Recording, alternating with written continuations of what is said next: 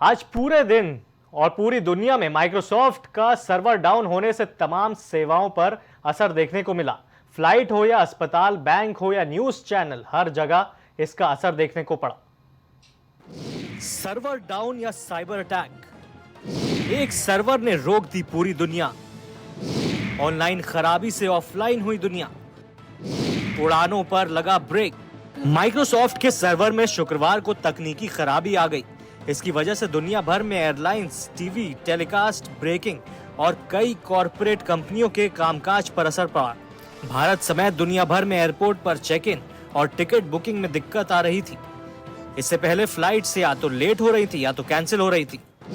आपको बता दें कि सबसे ज्यादा इसका असर Australia, Spain, France, Bharat, America, Britain पर देखने को मिला। भारत में 5 airline Indigo, spice jet, Akasa air और एयर इंडिया एक्सप्रेस ने बताया कि उनकी बुकिंग, चेक इन और फ्लाइट अपडेट सर्विस इस तकनीकी समस्या से प्रभावित हुए।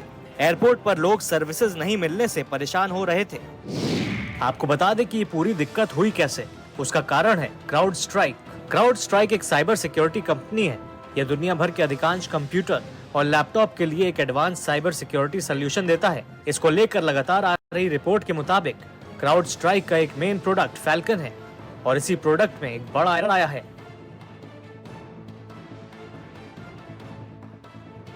Bureau report, prime TV. वहीं खबर की अहम बात यह है कि पूरी दुनिया आज की तारीख में टेक्नोलॉजी की मोहताज है और जब आज इतना बड़ा वर्ल्ड टेक्निकल फेलियर देखने को मिला, इसने पूरी दुनिया को घुटने पर ला दिया।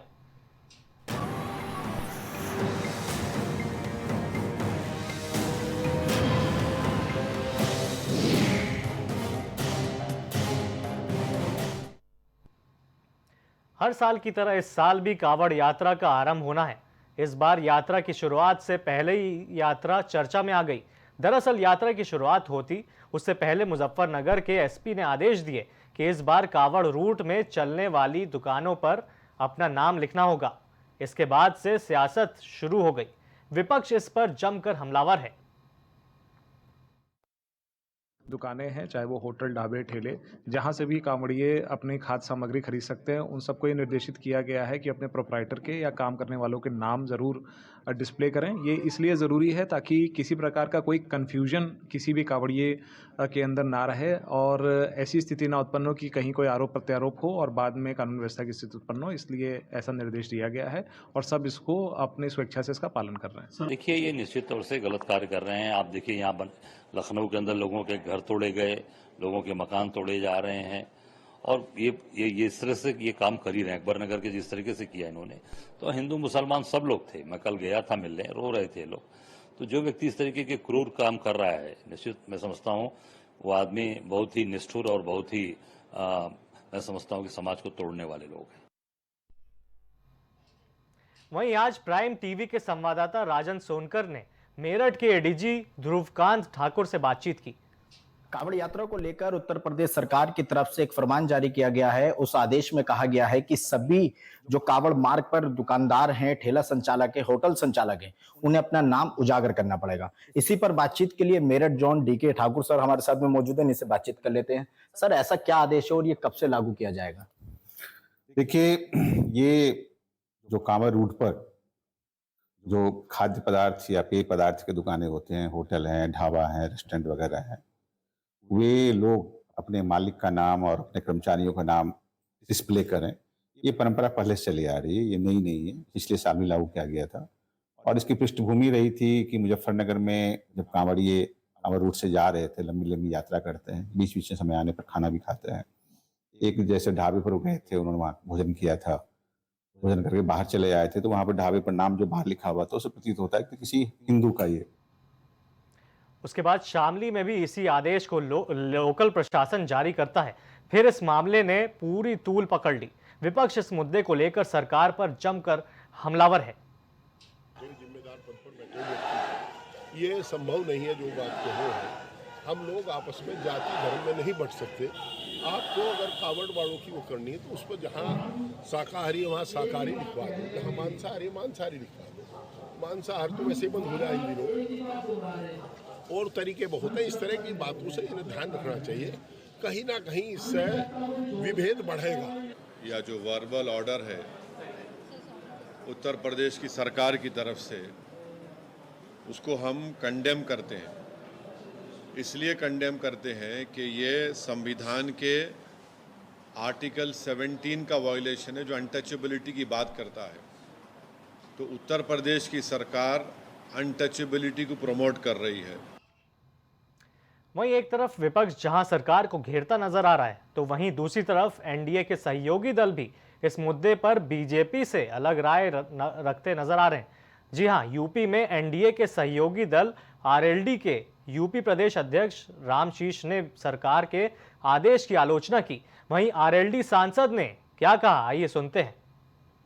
देखिए, समाज में जब भी कठिन समय आए तो अपने बड़े बुजुर्गों को दिखाए हुए रास्तों को चुनना चाहिए।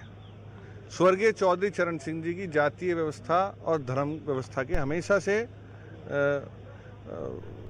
खिलाफत करते आए। वो नहीं चाहते थे कि समाज जाति और धर्म में कभी बटे। हम सबको मिलके यही प्रयास करना चाहिए कि समाज जाति धर्म में ना बटे। क्या लगता है कि जो कार्य किया है कितना सही मानते हैं, गलत है सही है? नहीं, कार्य कुछ नहीं करा, जनता समझदार है। अब जनता नहीं कभी बटेगी, सबका काम एक दूसरे के साथ चलता है। अब योगी जी और ये ने कह दिया है गंगा जमुना तहजीब है हमारी, उसे हमें सबको मिल के रखने का हमेशा प्रयास करना चाहिए।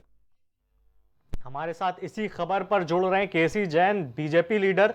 सबसे पहला मेरा सवाल यही है, क्या इस बार चुनाव से पहले ध्रुवीकरण की कोशिश की जा रही है? पहली बात तो ये कि ऐसी कोई बात नहीं है। और ध्रुवीकरण तो तब होता जब किसी जाति विशेष के, समुदाय विशेष के लोगों को सिर्फ अपना प्रोप्राइटर लिखने के लिए कहा गया होता। ये आदेश सबके लिए है, वो चाहे कोई जैन है, चाहे सिख है, चाहे मुस्लिम है, चाहे हिंदू है, जो भी है, जो भी जिस दुकान का जो मालिक है उसका नाम अपनी आइडेंटिटी बताने में क्या दिक्कत है? आप वोट डालने जाते हैं, आधार कार्ड लेकर के जाते हैं, वोटर लिस्ट में आपका नाम होता है, अपनी आइडेंटिटी बताते हैं। बैंक में जाएंगे, आप अपने अकाउंट से पैसा निकालेंगे, दूसरे के अकाउंट से तो नहीं निकाल सकते हैं आप। और एक तरफ जहाँ पे जितने भी मुस्लिम संप्रदाय के लोग हैं, वो बड़ी बड़ी कंपनियों के जो पैकेट बंद पदार्थ आते हैं, पैकेट बंद जो भोज्य पदार्थ आते हैं, उस पे तक ये ढूंढते हैं कि इस पे हलाल लिखा है नहीं लिखा है। तो अगर उनको हलाल की चीज ही चाहिए, अगर कोई आदमी कोई भी प्रोडक्ट बेच रहा है उनको वो नहीं चाहिए, तो अगर वहां से कांवरिया निकल रहे हैं और कांवरिया नहीं बनना चाहते हैं कि भाई किस दुकान है, तो इसमें क्या दिक्कत है? दूसरी बात नहीं, दिक्कत असल में केसी जैन जी, दिक्कत लोगों को नहीं है, दिक्कत ऐसा भी हो रहा है कि आरएलडी के आप ही के जो अलायंस के लोग हैं उन्हीं को प्रॉब्लम हो गई अब तो इस पूरे प्रॉब्लम जी। किसी को व्यक्तिगत हो सकती है, क्योंकि जो लोग जाति के धर्म नाम पर, धर्म के नाम पर, संप्रदाय नहीं, तो समझ में ये नहीं आ रहा है कि अब लोग क्या नाम से फल खाएंगे कि अब नहीं आप ये बताइए। देखिए, ऐसा है कि अगर कहीं पे लिखा है कि चषड़ा भोजनालय और नीचे प्रोप्राइटर का नाम नहीं लिखा, तो प्रोप्राइटर का नाम होने में क्या दिक्कत है? अगर कोई मन में पाप नहीं है, कोई घृणा नहीं है, कोई जालसाजी नहीं है, तो अपना नाम उजागर करने में क्या दिक्कत है? आप किसी भी कंपनी के मालिक बनते हैं, उसमें प्रोप्राइटर का नाम लिखा जाता है, उसमें जीएसटी आप भरते हैं, तो प्रोप्राइटर का नाम होने में दिक्कत क्या है? ये तो विधिक प्रक्रिया है, तो संवैधानिक प्रक्रिया है कि आप अपने नाम को उजागर करेंगे, वहां पर नाम को छुपा नहीं सकते हैं। फिर दिक्कत उन लोगों को हो रही है जो लोग जाति की राजनीति करते हैं, जो लोग कहते हैं भाई जाति जनगणना होनी चाहिए। यही बात जब भारतीय जनता पार्टी कहती है कि आप जाति जनगणना के आधार पर आप लोगों को अलग अलग मोहल्लों में अलग अलग बांटना चाहेंगे, 4 लाख से ज्यादा जातियां केवल महाराष्ट्र में, तो ऐसे में आप कह रहे हैं, एक तरफ कह रहे हैं जाति जनगणना होनी चाहिए, दूसरी तरफ केवल और केवल ये बात है, जो भी है बात, उसमें हिंदू मुस्लिम सिख ईसाई इससे कोई मतलब नहीं। जिसका प्रोप्राइटर है, अपना प्रोप्राइटर का नाम लिखने में क्या दिक्कत है? फिर वो लोग इस पे आपत्ति कर रहे हैं, जो लोग कहते नहीं हलाल लिखा होना चाहिए प्रोडक्ट पे, कि हलाल का है कि नहीं। विपक्ष का, केसी जैन जी, विपक्ष का ये आरोप है कि ये पूरा चुनावी फायदे के लिए किया गया है। नहीं, देखिए, जिनको जाति जनगणना कराने पे फायदा मिलता है, जिनको सांप्रदायिक दंगे, मुजफ्फरनगर में सांप्रदायिक दंगे हुए थे, आपको याद होगा, जिनको फायदा मिलता है, जिनको अपराधियों की जात बताने में जिनको फायदा मिलता है, किसी का इनकाउंटर होता है, जिनको उसकी जाति बताने में फायदा मिलता है, वो लोग इस दृष्टि से देख सकते हैं, क्योंकि वो जाति और धर्म की राजनीति करते आए हैं, इसलिए वो इस तरीके के आरोप लगा सकते हैं। लेकिन इसमें कोई जाति से, कोई धर्म से कोई मतलब नहीं है। जो प्रोपराइटर है उसको अपना नाम लिखना चाहिए। इसी उत्तर प्रदेश में क्या पूरे देश में देखा गया कि कलावा। जी बहुत बहुत धन्यवाद केसी जैन जी हमारे साथ जुड़े प्राइम टीवी पर। और आगे बढ़ते हैं खबर की ओर कि इस खबर की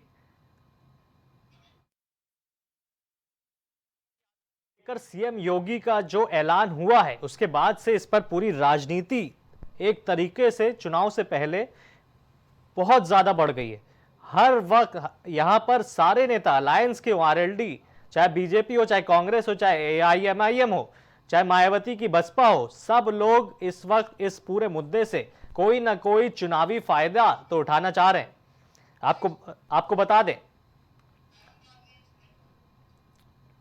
वहीं खबर की अहम बात यह है कि दुकान के बाहर नाम को लेकर राजनीति तो हो ही रही है, लेकिन क्या इसका फोकस आगामी उपचुनाव पर है? और क्या फलों सब्जी अब नाम से ली जाएंगी? भाई फल और सब्जी अभी तक तो उसके ताजेपन से खाई जाती थी, तो क्या उत्तर प्रदेश में अब नाम से खाई जाएगी?